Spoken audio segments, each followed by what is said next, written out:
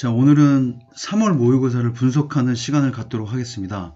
자, 우리가 이런 시간을 갖는 이유는 이 모의고사는 시험이죠. 이제 시험인데 뭐 모의고사뿐만 아니라 우리가 앞으로 보는 이제 모든 시험은 우리가 보려는 그 시험의 성격과 그 유형, 그리고 그 시험에서 좋아하는 이제 논리 구조, 자주 출제되는 그런 테마 등을 미리 알고 공부하고 준비하는 것과 이제 그렇지 않은 거는 그 결과는 이제 천지 차이가 나거든요. 그러니까 이 영상을 통해서 여러분들이 이제 문제를 푸는 순서나 또는 뭐 자주 출제되는 그런 주제에 대해서 미리 알고 공부하면 이제 3월 모의고사에서 성적이 제가 보기에는 최소한 10점에서 20점까지는 그 결과가 달라질 거라고 저는 이제 확신합니다.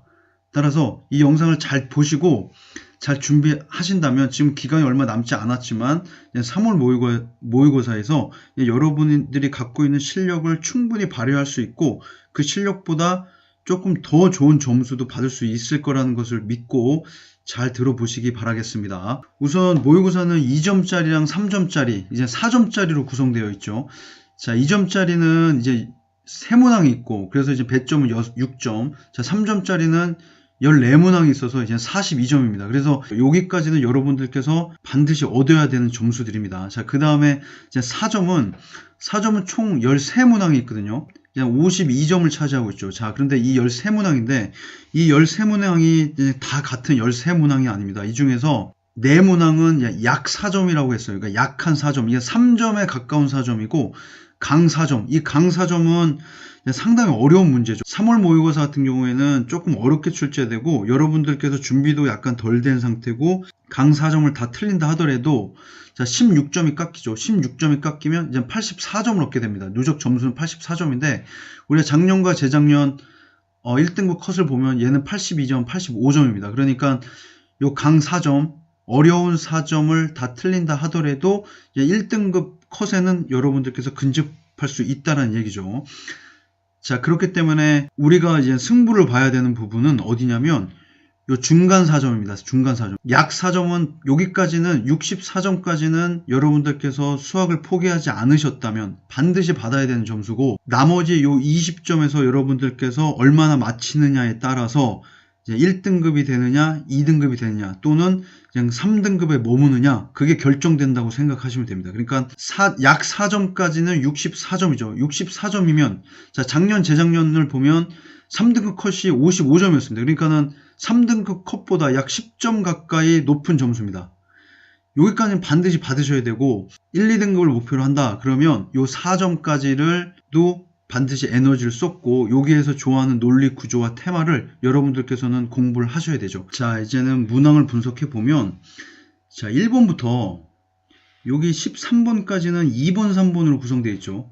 여러분들께서는 여기서부터 여기까지 그냥 쭉 푸셔야 됩니다. 그냥 거침없이 푸셔야 됩니다. 여기까지 푸셔야 되겠죠. 자, 여기는 2점, 3점 이렇게 배정되어 있습니다. 자, 그 다음에 자, 22번으로 들어가겠죠. 자, 22번부터 25번까지는 또 3점으로 배정되어 있죠. 자, 여기까지도 여러분들께서는 거침없이 푸셔야 됩니다. 그냥 아우토반처럼 쭉 달리셔야 되죠. 그렇게 할 수 있게끔 그냥 기본적인 수학 실력은 쌓으셔야 되고, 기본적인 수학 개념, 지식은 알고 계셔야 되겠죠. 그 다음에 객관식 14번부터 이제 4점 문제가 나오는데, 자, 14번과 15번은 약한 4점입니다. 자, 요거는 여러분들께서 반드시 맞춰야 되는 거고, 그 다음에 26번과 27번도 4점인데 여러분들께서 반드시 맞춰야 되는 4점이죠. 자, 때에 따라서 조금 어려운 문제가 나올 수 있는데 예외되는 현상이고, 보통 15번까지의 4점은 여러분들께서 반드시 맞히셔야 되는 겁니다. 자, 26번, 27번도 마찬가지고요. 자, 그 다음에 요 중간 4점짜리에 여러분들께서 집중을 하셔야 됩니다. 만약에 2등급 이상을 목표로 한다. 그럼 요 중간 4점짜리에서 여기에서 좋아하는 논리 구조, 여기에서 좋아하는 패턴, 출제 포인트들을 여러분들께서는 반드시 숙지하셔야 되고, 요 16번부터 17, 18, 19. 자, 요 놈들은 여기는, 자, 여기서 주로 좋아하는 출제 패턴이 뭔지, 어떤 테마들이 출제되는지에 대해서 또 다시 공부하는 시간을 갖도록 하겠습니다. 그 다음에는 이제는 어려운 4점이죠. 강 4점. 자, 얘들은 여러분들께서 제일 나중에 풀으셔야 되는 문제. 다른 문제에서 시간을 확보하시고, 그 남은 시간으로 여러분들이 진검승부를 통해서 맞춰야 되는 문제들이죠. 자, 이제 문제 푸는 순서를 선생님 좀 추천드리고 싶은데, 여기서 쭉 보면 1번부터 쭉 해서 13번까지는 그냥 풉니다. 요 14번부터 자 보시다시피 정답률이 뚝 떨어지거든요. 자, 여기까지는 뭐 84%, 70%대를 육박하다가 14번부터 60%로 정답률이 뚝 떨어지죠. 자, 여기서 딱 당황하지 마시고 바로 여러분들은 자 22번으로 갑니다. 자, 22번부터 쭉 25번까지 거침없이 달리셔야 됩니다. 여기까지 거침없이 달리시고, 그 다음에 이제는 약한 26번이 나오죠. 자, 여기서는 26번, 27번까지 푸시고, 자, 28번까지 푸십니다. 이 28번은 중간 사전 문제지만 여러분들께서 그 다음에 28번을 내가 풀만 하겠다 그러면 집중해서 푸시고, 아 이건 어렵다 그러면 바로 자 14번으로 넘어오시는 겁니다. 그 다음 14번부터 쭉 우리가 19번까지 풀면 되겠죠. 자, 푸는 순서를 알려드리면 1번부터 13번까지가 1번 이렇게 푸시고, 그 다음에 22번부터 쭉 25번까지 풀고 28번까지를 자 2번으로 풉니다. 그 다음에 바로 14번으로 넘어옵니다. 자, 14번부터 19번까지가 3번. 자, 이렇게 푸시면 되겠죠. 그 다음에 나머지 20번, 21번, 29번, 30번은 제일 나중에 요놈들은 4번, 5번으로 풀면 되겠습니다. 자, 이렇게 우리가 푼다면 우선 3점짜리만 맞춰도 우리가 지금 48점이거든요. 3점짜리의 누적 점수가 48점이고 55점이 3등급 컷이기 때문에 나머지에서 뭐 한 2문제 정도만 뭐 찍어서 맞춰도 이제 충분히 3등급 컷은 우리가 올라갈 수 있는 거죠. 그 다음에 우리가 좀 쉬운 4점 14번과 15번, 26번과 27번만 맞춰도 자 64점이고, 여기까지만 우리가 확실히 맞춰도 이제 3등급은 안정적인 3등급을 받을 수 있고, 여기서 나머지 4점짜리 뭐 한 두 문제 정도만 우리가 추가로 맞춘다면 뭐 찍어서 맞추더라도 이제 2등급은 받을 수 있겠죠. 우리가 이제 안정적으로 2등급을 받겠다 그러면 요 4점 여기서 이제 여러분들께서 승부를 보셔야 되는 겁니다. 자, 이제 다음에는 각 출제 테마 어떤 유형들이 출제되는지 그거에 대해서 알아보도록 하겠습니다. 자, 여기 이제 작년 3월과 재작년 3월에 3월 모의고사에서 출제됐던 테마들을 쭉 이제 정리해 봤습니다. 근데 우리가 여러분들께서 내신 공부할 때는 이것저것 많이 공부했지만 모의고사에서는 좋아하는 주제가 정해져 그것만 공부하시면 돼요. 그것을 깊이 있게 공부하셔야 됩니다. 이것저것 출제되지도 않는 문제들을 얕게 여러 개를 공부하지 말고 확실히 출제되는 것들을 위주로 깊이 있게 공부를 하셔야지 여러분들께서 모의고사 수능에서는 좋은 점수를 받을 수 있죠. 자, 이제 이번 3월 모의고사 출제 범위는 이제 수학2 전범위랑 이제 미적분 1의 이제 수열의 극한까지거든요. 그러면 이제 수학2는 어떻게 구성되어 있냐? 이제 대단원은 이렇게 되어 있습니다. 집합과 명제, 그 다음에 함수, 이제 수열, 이제 지수와 로그, 그 다음에 미적분 1은 이제 수열의 극한, 이렇게 대단원으로 여러분들 교과서에 보면 이렇게 분류되어 있고, 그 다음에 이 대단원 안에는 이제 집합, 명제, 절대부등식, 그 다음에 함수의 뜻, 그 다음에 유리함수, 무리함수, 등차, 등비, 그 다음에 여러 가지 수열, 그 다음에 지수 로그는 지수와 로그, 상용 로그, 수열의 극한은 수열의 극한, 급수, 이렇게 이제 중단원으로 나눠져 있죠. 수능을 공부할 때 단순히 나무만 보지 마시고 전체적으로 내가 공부하고 있는 이 테마가 뭐 어느 대단원에 어느 중단원, 어떤 테마구나 이렇게 숲을 볼 수 있는 능력이 굉장히 중요합니다. 그래야지만 여러분들이 문제를 봤을 때 적응력도 좋아지고 또 문제에 대한 부담감도 훨씬 줄어들 수 있거든요. 자, 그러면 각각 단원별로 어떤 것들이 출제되는지 그 출제 포인트들을 확인해 보도록 하죠. 자, 우선 집합에서는 자, 집합의 원소의 개수 2점짜리로 반드시 출제됩니다. 자, 작년, 재작년 모두 출제됐죠.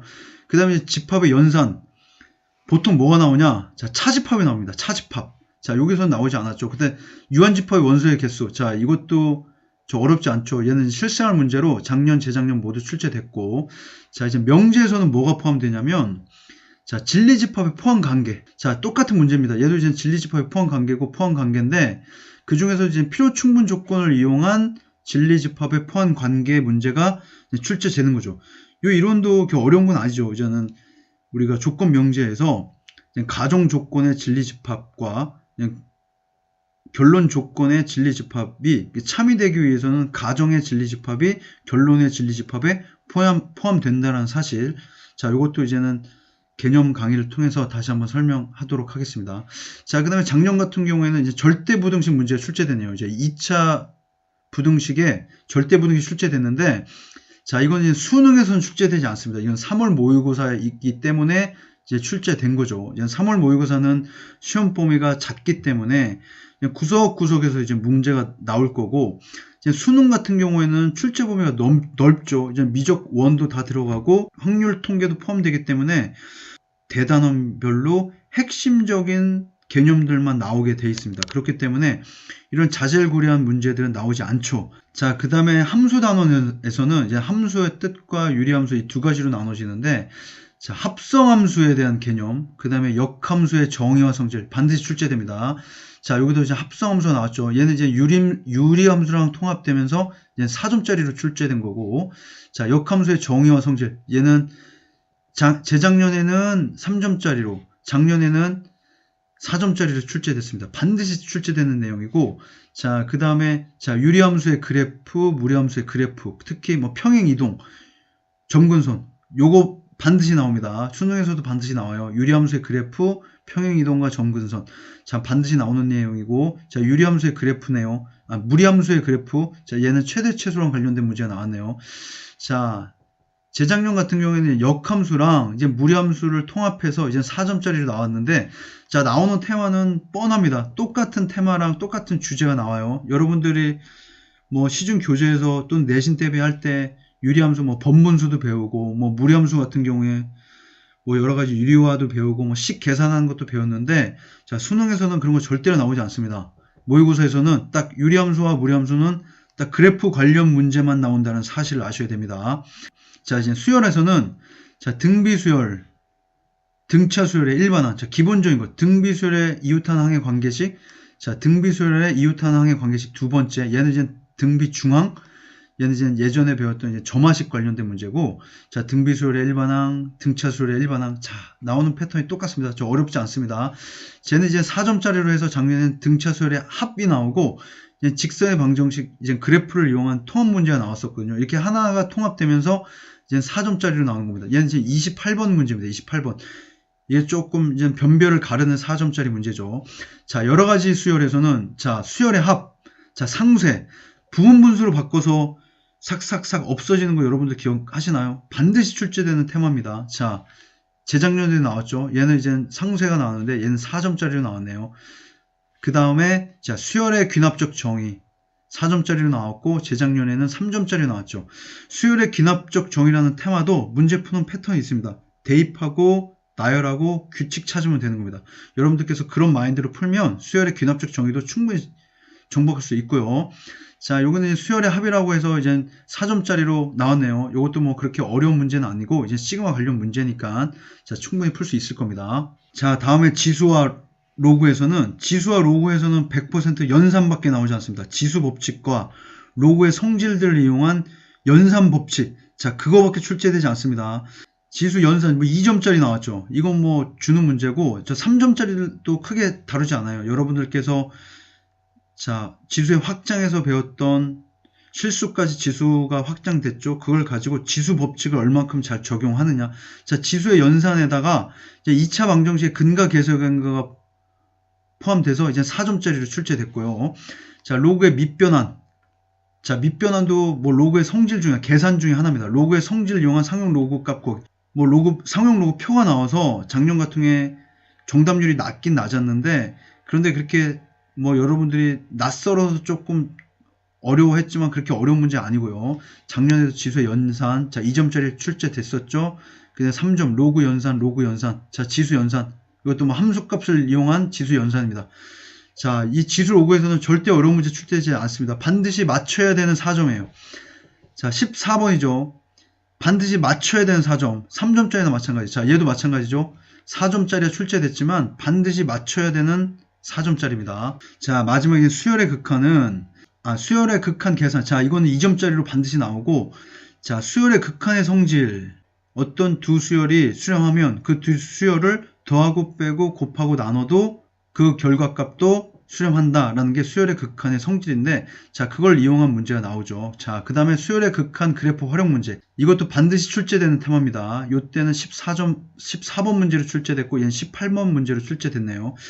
자, 등비급수의 도형의 활용. 여러분들께서 이거 상당히 부담스러워하죠? 근데 이것도 나중에는 반드시 맞춰야 되는 4점입니다. 자, 급수의 수렴과 일반항. 자, 요것도 급수가 수렴하면 그 일반항은 0에 수렴한다. 자, 그 내용이죠. 자, 다시 한번 정리를 할 거고, 자, 반드시 출제되는 내용이고, 자, 등비급수의 수렴 조건, 그 다음에 등비급수값 구하기. 자, 등비급수랑 관련된 문제가 이렇게 또 나왔네요. 자, 이 영상을 마치고, 이제 앞으로는 여기 나와 있는 이제 핵심 개념들, 수학의 이제 지식적인 측면에 대해서 선생님이 강의를 하겠습니다. 자, 우리가 수능을 잘 보기 위해서는 이제 세 가지 요소가 있습니다.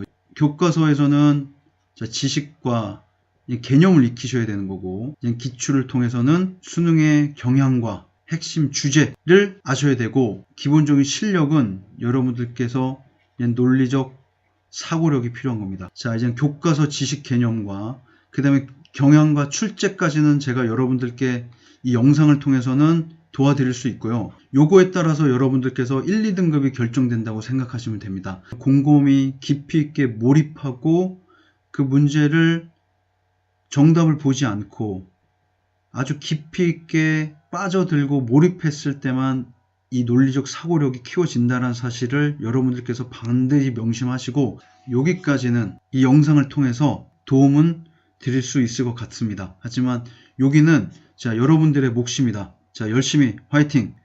유수경, 지다원, 너희는 무조건 1등급.